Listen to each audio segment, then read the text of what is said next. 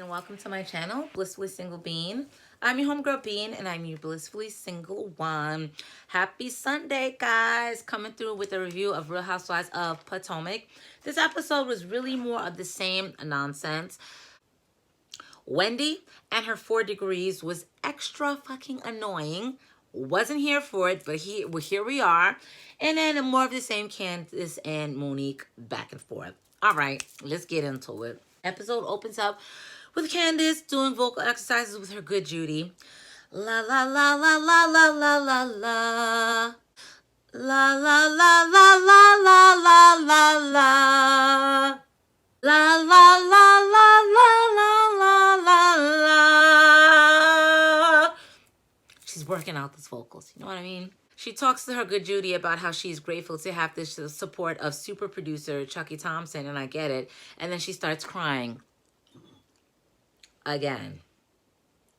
Giselle's tacky ass meets up with her equally as tacky friend, Robin. They're getting together to discuss Robin's new hat line. Before Karen gets there, Karen's supposed to join in. Giselle drops the tea to Robin, talking about, well, Karen's supposed to come here. And, you know, Karen is my friend. You know, Giselle loves to do that fake such and such is my friend thing. Well, not such and such. That fake Karen is my friend stuff. So if I find out some shade about Karen, I want to talk to her about it. But before then, I'm going to spread the shade around to everybody else. Karen eventually joins the girls. But even before going into the lunch with them, Karen says, I would be a fool to accept an invitation from Giselle, not understanding that there's shade behind it, or she's going to launch some kind of attack. So Karen came into this lunch or this meetup or this gathering, whatever, like she's ready. And that's one thing I love about the Grand Dame. The Grand Dame is not sleeping on any of you hoes. She woke. She sees you. You and her see each other. Karen gets there and they start talking about Robin's hat line. Giselle says, you Giselle fans. I don't understand how you look at her and this is your queen. Giselle says, oh, we're here to talk about Robin's hat line. Is it embezzled? Embezzled. I'm sitting there like the shade of it all. And Robin, who doesn't have enough sense to shut the window when it's cold outside, is laughing. It's embellished. Robin, that's really not the point. Robin, I want you to understand that Giselle is not a friend to you. Giselle is not a friend to anybody. In fact, the only reason why Giselle parades you around or tries to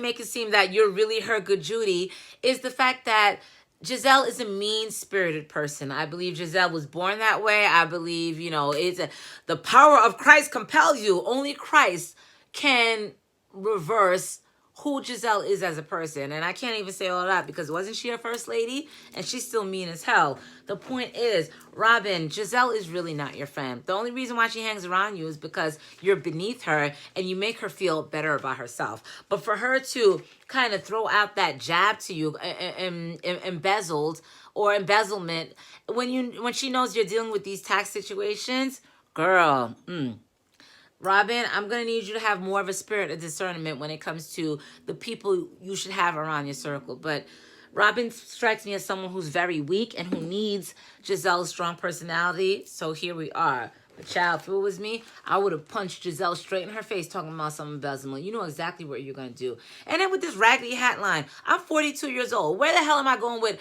a hat with all these damn prints on it? I'm grown as hell. But child, whatever.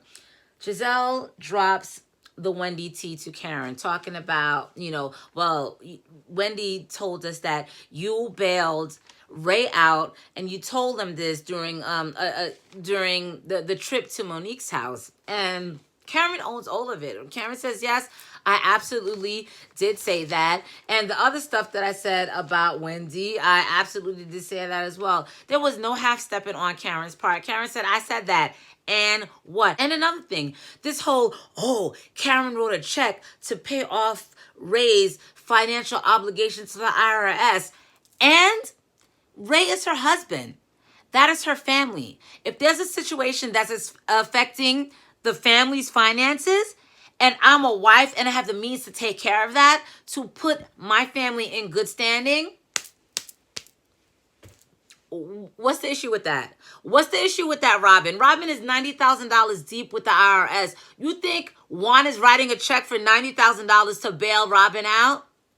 Where the crickets? And for you, Giselle. Giselle, when's your husband to bail out? Oh, you ain't got one. You got an ex-husband that you're hoping to be a re-husband with 6 or 7 baby mothers. Girl, don't do me, giraffe neck.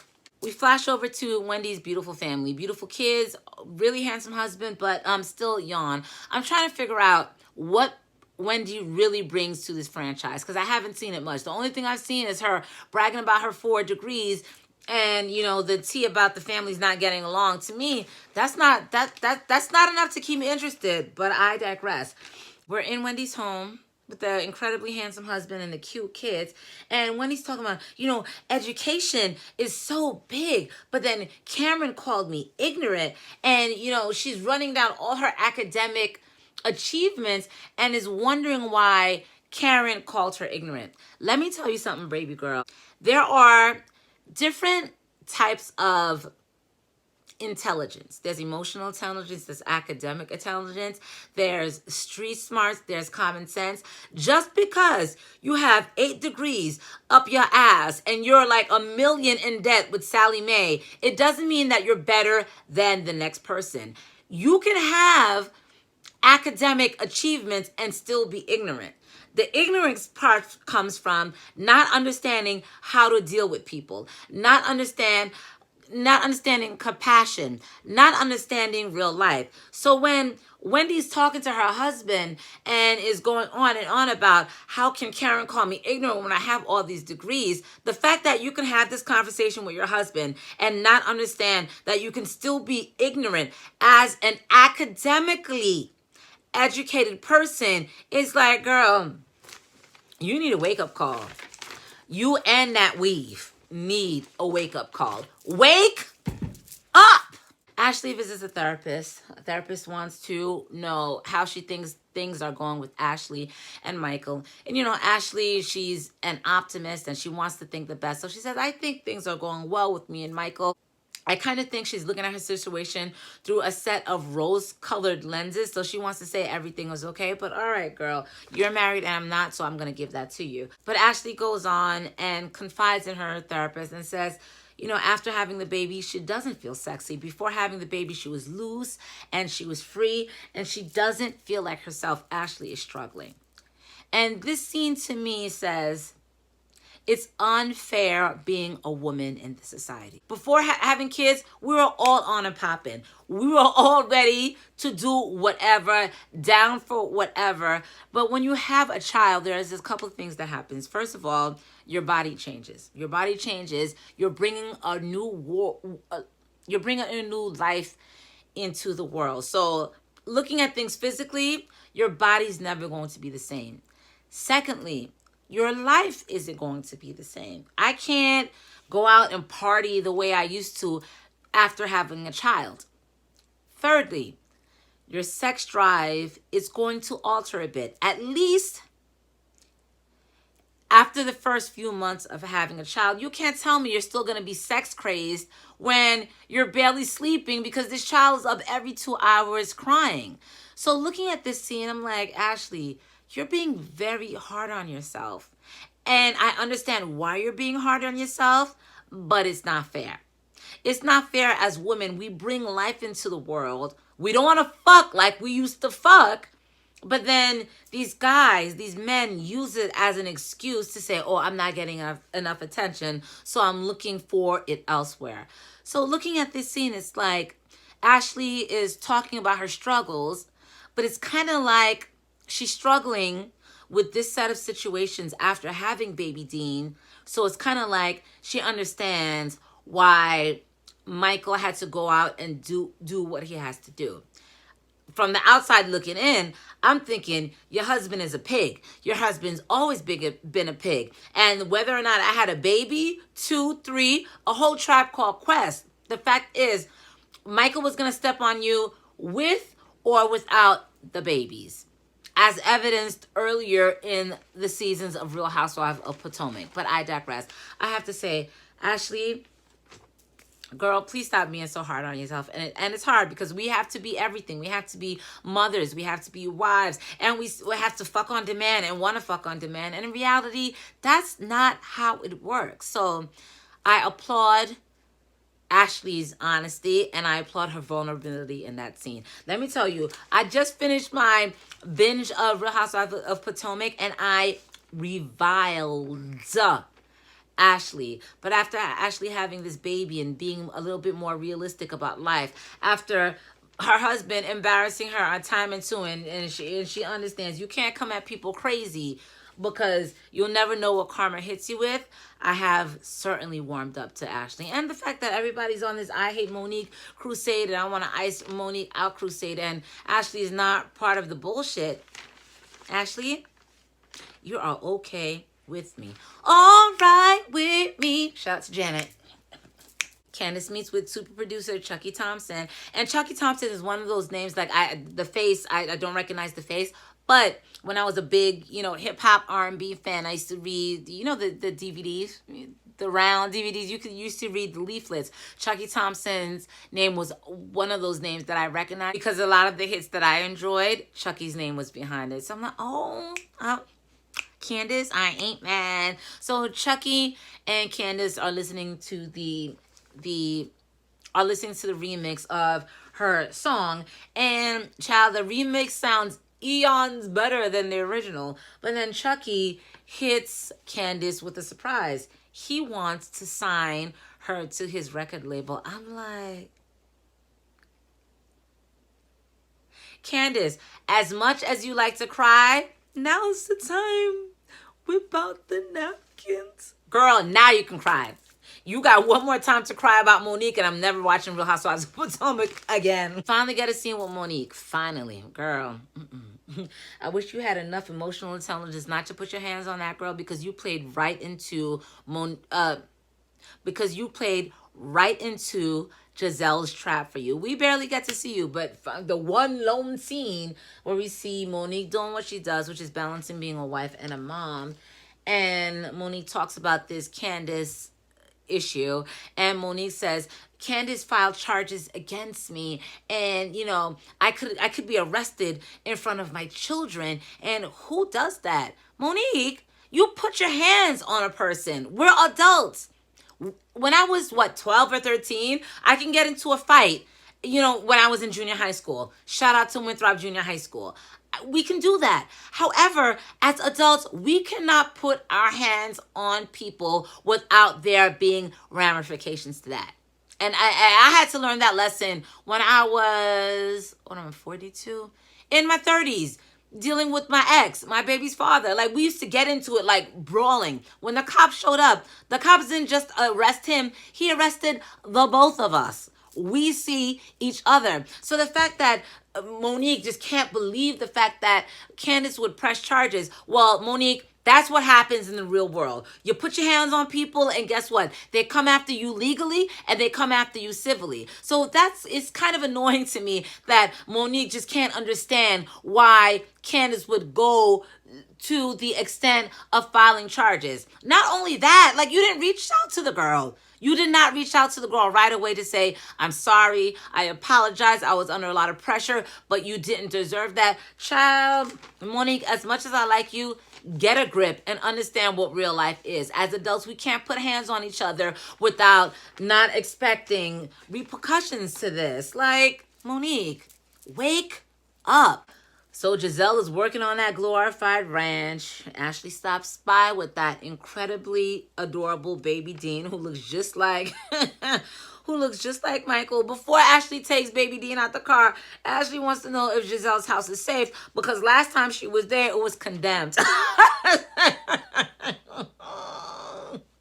Ashley was never my favorite, but that shade is what it is. She says, oh, no, it's safe. It's safe. Giselle and Ashley go in the house and they catch up, and Ashley's giving Giselle the rundown on her situation with Michael and steps that they're taking to try and improve things. And then baby Dean gets hungry, so then Ashley goes ahead and whips out that breast and gives him food. And Giselle goes, before having baby Dean, Ashley was free. But now Ashley's free in another kind of way because Ashley whipped out her boob to feed the child. And this is what I can't understand. I can't understand why people find it so offensive for mothers who are breastfeeding to feed their children. I mean, I don't understand what's the, oh my gosh, you're too free. Giselle, did you breastfeed the girls? Like I can't understand. When I was I breastfed my, not my, I breastfed my youngest, not my oldest. The oldest, it was so hard, but my youngest, I was separated with my baby's father. I didn't want shit from him. I didn't want any Similac money. I didn't want formula money. I didn't want baby cereal money. So I said, you know what? The nutrients that Timmy is going to get is going to come from my boob. But when I would be in a situation when I'm with my family, or I was at the mall, it's like you put a blanket on and you do it very discreetly. Like, people were so offended. I'm feeding my child. So when Giselle says like, Ashley is free in another kind of way, it's not about Ashley being free. She needs to feed her baby. What the fuck? Baby's hungry. Ashley, dealing with this postpartum depression, wants to plan a trip. She wants to plan a trip. And Giselle says, who is invited? But Giselle offers, everyone is invited except Monique, right? And it's like, Giselle, were you formerly fucking Monique and Monique played you? Because I can't understand how Monique has so much real estate in your mind. You can see that Giselle is the captain of Ice Monique Out. And where I'm mad at Monique is that Giselle is a wolf in sheep's clothing, and Monique fell for the okie doke. Monique thought that Giselle was really her friend, tried to cozy up to her. Giselle dropped some tea about Candace to Monique to create this kind of animosity between the two. And then Monique goes ahead, puts hands on Candace, and guess what? Now nobody wants to feel with Monique. So when Giselle was talking about, oh, but not Monique, right? I was like, I can't stand Giselle and her 9-inch long neck. I cannot. Giselle, go find you some other business. Go find you an ex-husband that actually really wants to be with you, because word on the street is, Jamal is doing this for a check or to help you out. But as far as really being into you, he's not. Ashley is hesitant. Ashley says, Monique is my friend. Let me think about it, but I'm not trying to ice Monique out just because Yoles wants me to ice Monique out. And I'm like, Ashley, once again, I'm here for you, but we see that Ashley changes her tune soon enough. Robin's raggedy hat line. And I say raggedy because at 42 years old, you will not catch me dead rocking some fucking sequins. The only print that you're going to see on any of my hats is New York Yankees or Philadelphia Eagles. All that damn print like I'm a little girl. Yeah, no, not it. Giselle, the pot-stirring bitch that she is, was quick to tell Wendy everything that Karen said during their last get-together. Quick to let Wendy know that Karen was imitating her and what Karen said about her whole degrees. What is she a doctor of? She ain't never had no type of surgery. I used to say Giselle was delightfully messy. Giselle is hatefully messy. Y'all can have Giselle. If that's your queen, y'all can have her. Karen, girl, what are you going to set things straight with Karen? Last episode, Karen gathered those lack of edges you had into a nice ponytail.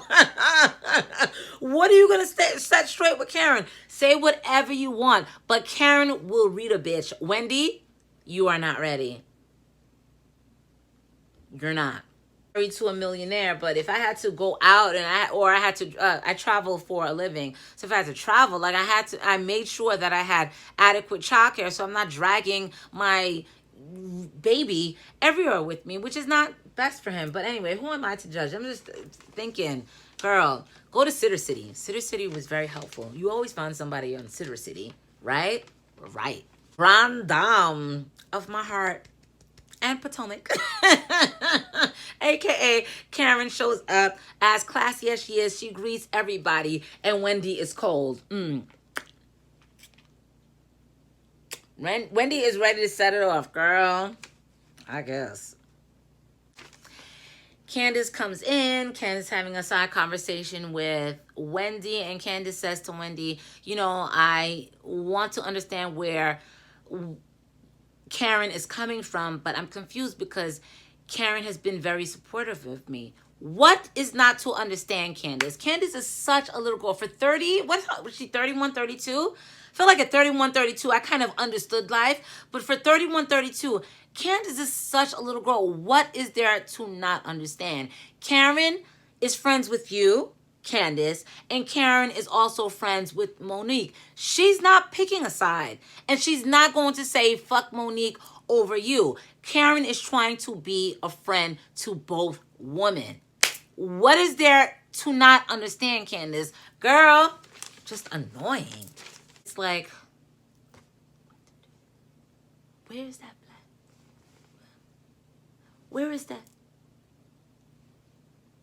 Then Candace goes, China? I'm like, China? I didn't know the flag either, but I knew enough to know that China has red in it somewhere. Child, or is that Japan? But child, I knew that wasn't China. Wendy finally put her 4 degrees on display by saying, Portugal. Wendy was the only one that got it right. Child, I cannot. So everyone's excited. We're going to Portugal. Ashley explains that everyone's going, but she did not invite Monique because she understands none of the girls want to be around Monique, and she wanted this to be a happy trip and without drama. So I'm like, all right. All this time, Ashley, I like the fact that you stood up to the girls, but I mean, I guess I understand you want to have a good trip, so you didn't invite Monique. But it's at the same time, it's still like, all right. Everyone's excited. Now, Wendy speaks up. She said, I need to clear the air. Miss Wendy with the lisp. I need to clear the air with Karen. And Karen said, oh, God, of course it's going to be with me. Karen is ready. Clip loaded. So Wendy is going on and on about how she can't believe that Karen called her ignorant, where she has all these degrees and Karen doesn't have even 1 degree. And looking at Wendy talk, first of all, Wendy reminds me of a relative of mine. And I'm not going to say who the relative is, but if any of my cousins are watching this review to completion, y'all know I'm talking about my sister. These are people who have advanced degrees or have multiple degrees and think they can look their nose down on other people. Also, they believe because they have all these degrees that means they understand life in its totality, and their intelligence encompasses every type of intelligence known to man. Wendy, just because you have 4 degrees doesn't mean you're intelligent in every facet of life. So when Karen said to you, you're an educated woman, but you are ignorant, I completely understand where Karen is coming from. 4, 5, 6, 7, 8, 9, 10. Let's do Count Chocula with this bitch. 50 degrees means that you studied, you wrote shit down on a piece of paper, you defended a thesis to get yourself a PhD. However, when it comes to dealing with people and understanding life and relatability, you do not have that type of intelligence. Therefore, you are ignorant. So I understood exactly where Karen was coming from. The fact that Wendy was running down every degree that she had and couldn't understand why Karen looked at her as ignorant defined Wendy's ignorance to me. Bitch, use ignorant. Karen said she's married to a doctorate of business. So I guess, Raymond was busting down the damn thing. And Karen said, although I haven't been to college and I don't have a degree. And Wendy's like, you ain't have near 1 degree. Child, Wendy, you can try and lord the fact that you have degrees where Karen doesn't have 1 degree, but Wendy, word on the street is you and your husband collectively are over $1 million in debt financing your education with Sally Mae. Listen, when it comes to being in your position or Karen's position, I'd rather be the bitch without the degree, with the entrepreneurial spirit, who had pussy good enough to marry a man who can do for me and give me the backing that I need to start my own businesses and companies and do what I gotta do. The fact that Wendy was trying to look her nose down at Karen, and let me tell you something, Karen, just like last episode where Karen gathered the little edges that Wendy had, she did that shit again. Karen had an answer for every single thing that Wendy was giving her. Wendy said, oh, you don't have a degree. Karen said, you know what, I may not have a degree, but what I do have is an entrepreneurial spirit, because that entrepreneurial spirit has gotten me a lot of places. Karen said, listen, common sense ain't that common for many people. And thanks be to God, that's something that I have, aka Wendy, you don't. Karen dragged that hoe from here to the other side of Port-au-Prince, Haiti. And I was here for it. And then another thing, Karen said, oh, you're coming at me because I imitated you. And this is what I love about Karen, that these other hoes do not do. She owns her shit. Karen said, yes, I did imitate you. And if you want to see exactly how I imitated you, this is what I did.